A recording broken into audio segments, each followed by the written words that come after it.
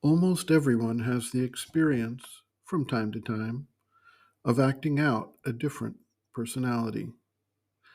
We may say that someone got out of bed on the wrong side this morning when we see a normally cheerful and upbeat individual responding in a totally uncharacteristic way.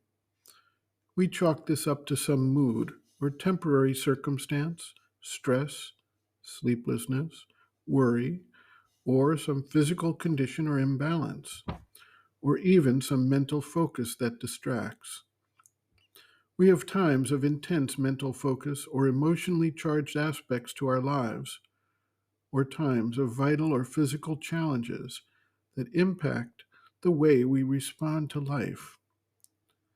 If we observe closely, we can see that the changes we undergo are based on the variable effect of the predominance and modifications brought about by the three gunas, the qualities of nature, impacting the current aspect of the being that is in front, whether mental, vital, or physical. If we look even more closely, we find that the mental being, the emotional being, the vital being, and the physical being are not unified, and that there are different aspects that come forward even within these segments. Then we have to examine the interaction of the different aspects such that there is a current predominant physical being combined with the current predominant vital or mental being. The possible combinations here are virtually endless. The mother concludes that those who have developed a highly developed individuality represent an amalgam of innumerable personalities, and by no means are they all unified, thus leading to inner conflict or at least modification of the pure action of any one aspect of the being. The process of observing, understanding, and unifying the being around a central focus and goal is, for such individuals, a difficult and lengthy one. Those who have a less complex inner life are able to deal with their lives in a much simpler and easier manner. Sri Aurobindo writes, quote, "It is part of the foundation of yoga to become conscious of the great complexity of our nature, see the different forces that move it, and get over it a control of directing knowledge." A disciple inquires, quote, "Are these forces different for each person?" The mother responds, quote, "Yes, the composition is completely different. Otherwise, everybody would be the same. There are not two beings with an identical combination.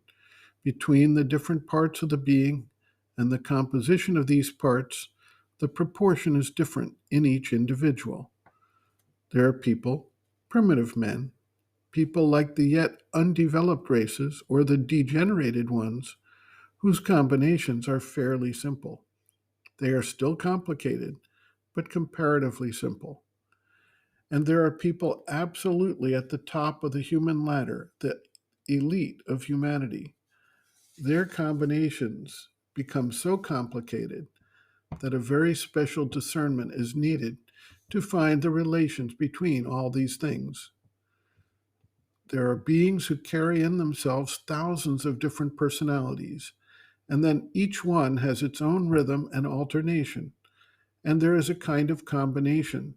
Sometimes there are inner conflicts, and there is a play of activities, which are rhythmic, and with alternations of certain parts which come to the front and then go back and again come to the front.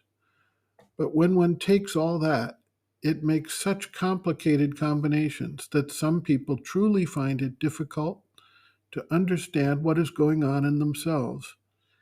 And yet, these are the ones most capable of a complete, coordinated, conscious, organized action.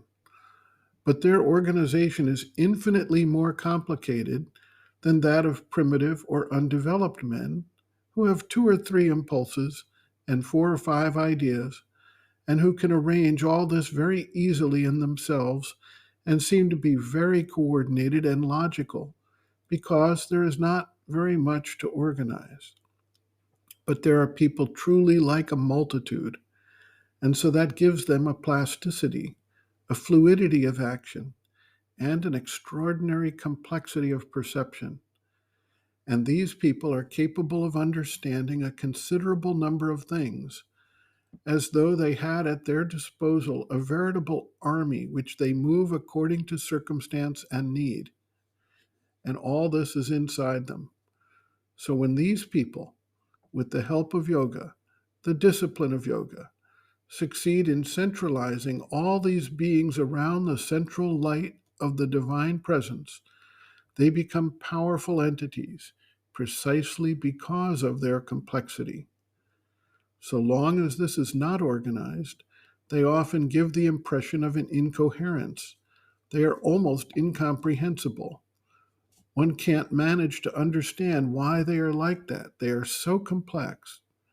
But when they have organized all these beings, that is, put each one in its place around the divine center, then truly they are terrific, for they have the capacity of understanding almost everything and doing almost everything because of the multitude of entities they contain, of which they are constituted. And the nearer one is to the summit of the ladder, the more is it like that, and consequently, the more difficult is it to organize one's being. Because when you have about a dozen elements, you can quickly compass and organize them. But when you have thousands of them, it is difficult. End quote. Reference Sri Aurobindo and the Mother, Our Many Selves, Practical Yogic Psychology, Chapter 1, Our Manifold Being, pages 2 to 4.